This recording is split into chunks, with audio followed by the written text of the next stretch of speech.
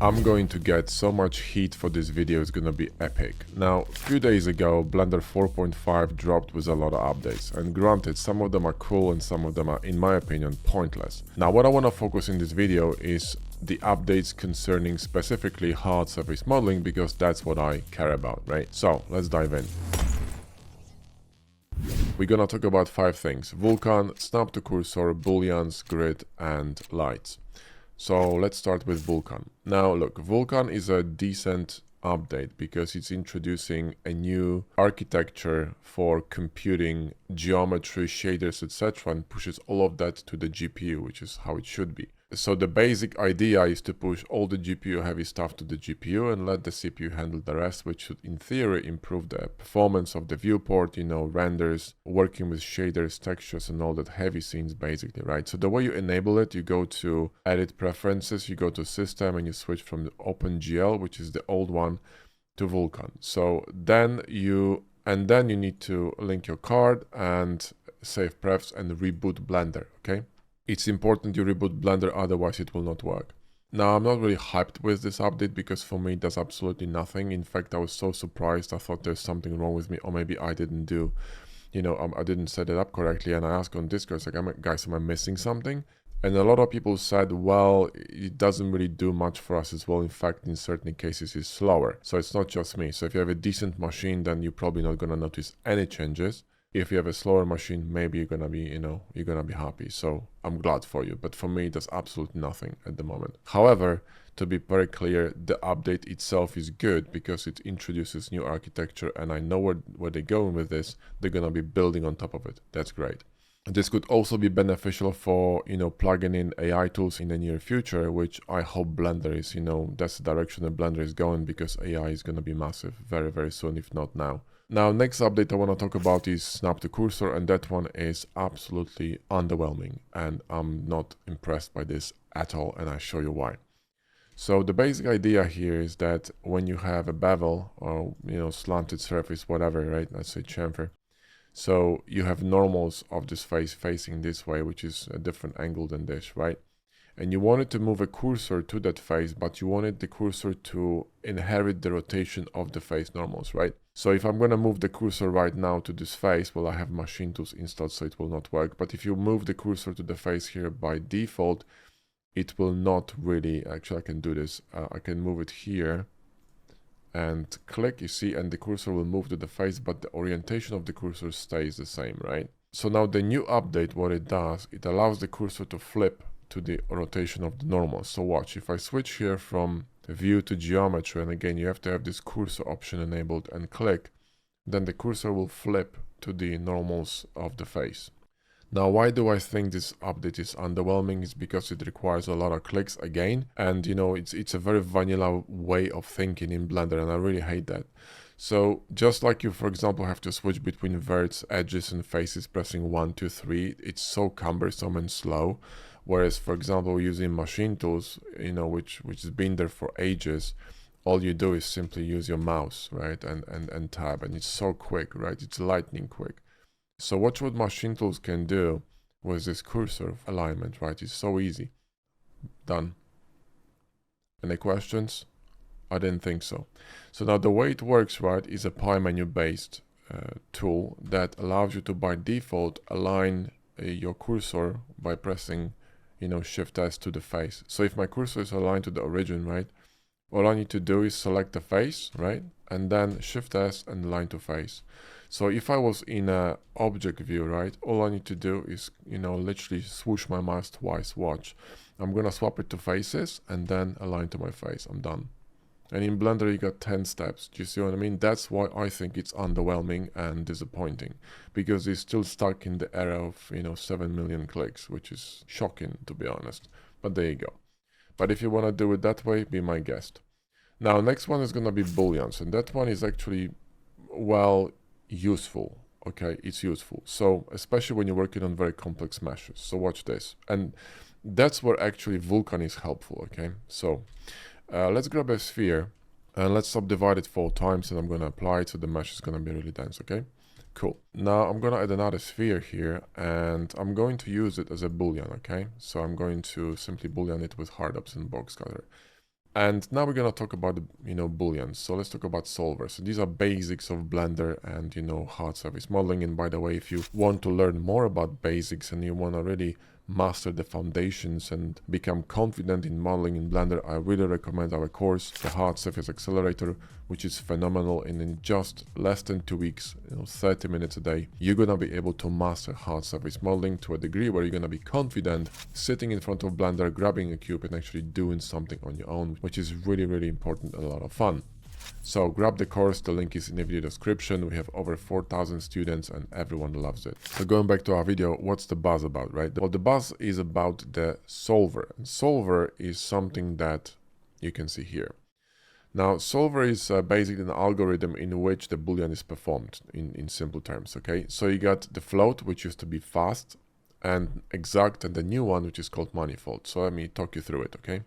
The float, which used to be called fast, and they changed the name because it was called fast because it was faster in terms of performance than exact Boolean. But now, since manifold is faster than that, they changed it to float, I think. I don't know why they called it float, but whatever. The float is the basic default way of Booleaning, and you should be using it all the time because it's the fastest one still and the simplest in terms of algorithms, okay, the way it works. So performance-wise, this is going to have the least impact, and you don't really need it on simple geometry like cutting cubes with cubes, okay? You're just going to use the float.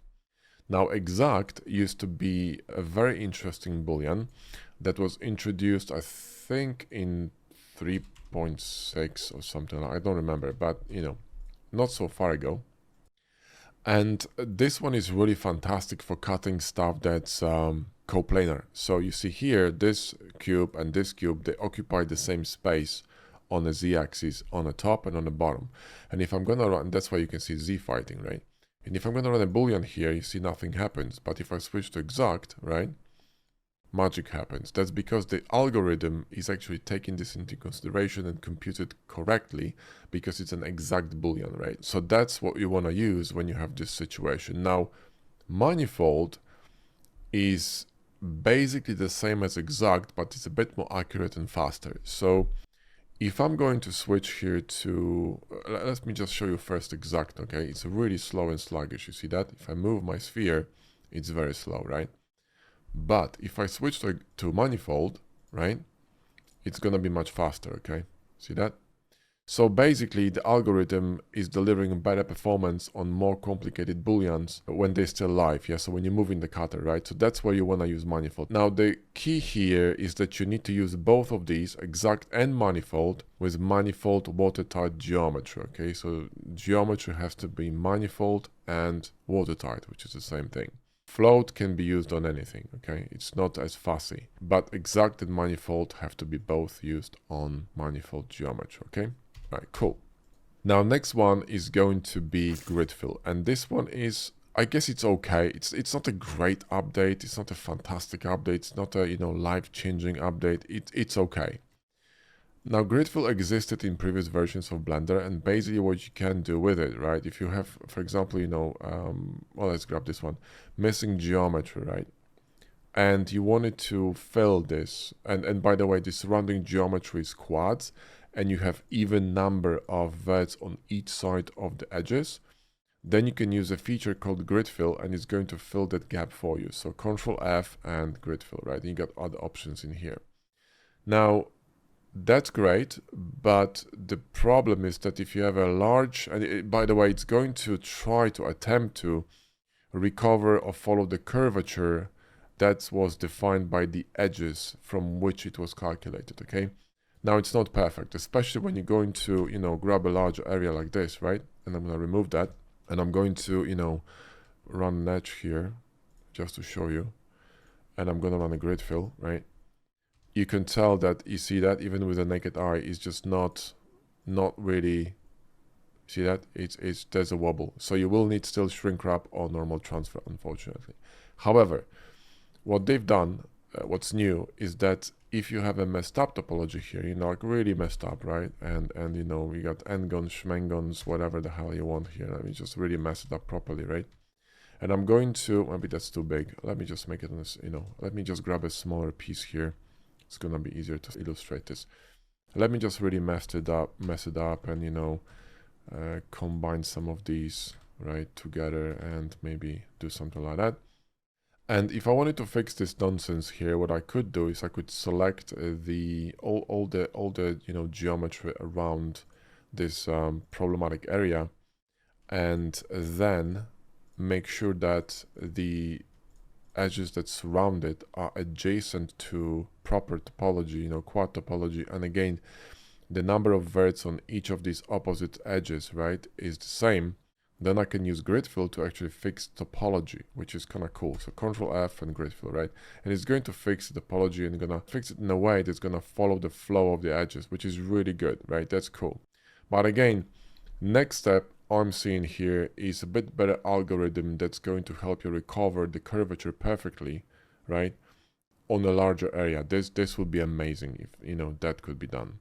So Gritful has other features, but you know they were already in Blender 4.4, so I'm not gonna be covering them. Like for example, you know, creating an area just from edges, because you can do it too. For example, if you have a, well, I'll show you. If you have a plane, right, and we're gonna remove the face here, so just the face, right, and we're gonna grab this and, you know, do something funky with it. Now remember, you need to always have, you know, even number of verts on each side, right? So if I move these verts here like this and I move these ones down, right, on a z-axis, do something like that, and maybe move this one in like this, right, and move this one forward, you know, do something like this, right, and then I wanted to Gritful this entire area, right, I can do that. So Control F and Gritful. So what it's going to do is going to attempt to, you know, conform to the curvature and sort of, you know, the edges outside of it, and create and fill, you know, fill this area with quads in a way that makes sense. This is great for example, working on cars, you know, panels, armor sets, whatever. But anyway, like I said, it's not really perfect yet, and if you're going to remove a larger area, you're still gonna need a shrink wrap or, you know, normal transfer, so be aware of it. Anyway, that's Gritful. Now let's talk about lights, okay? So I'm not really using lights when I'm rendering. I'm using lights very occasionally, because I think that HDRIs and cycle rendering is superior. But if you really have to use lights, and if you have to use lights, I would suggest you use IS lights, which is basically baked light maps that you can plug through nodes into lights. These are baked maps of real lights, you know, real life lights that you can recreate in Blender. They use very commonly in ArcViz and scenes that are realistic, okay? But if you want to use just, you know, Blender lights, I don't really do that, but if you wanted to, there are a few updates. So first of all, let's just go to cycles and let's grab a light, right? So I'm gonna grab a light here, okay? Let's just go, point light is fine. So first of all, what they've done is they've done the way you adjust power. So there's no more watts, it's just power, right? Which, okay, different name.